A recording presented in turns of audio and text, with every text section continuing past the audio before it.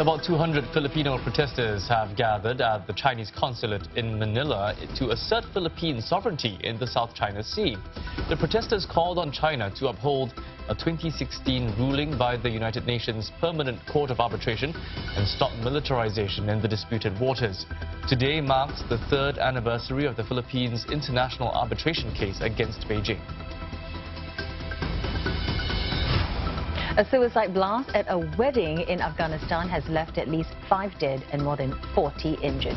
Authorities in Nangarhar province, where the bombing occurred, said a boy detonated himself at a wedding ceremony around 8 in the morning local time.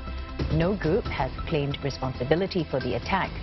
The explosion comes just days after landmark talks between Afghan representatives and the Taliban. Both sides unveiled a joint resolution pledging a roadmap for peace to reduce civilian casualties to 0.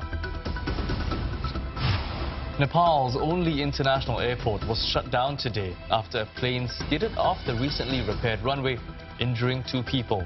The Yeti Airlines, arriving in Kathmandu from southern Nepal, skidded about 15 meters into the grass. The airport says removing the plane is taking a long time because heavy rain has made the area muddy. The Himalayan nation has some of the world's most remote and tricky runways, flanked by snow-capped peaks and notoriously difficult for landings.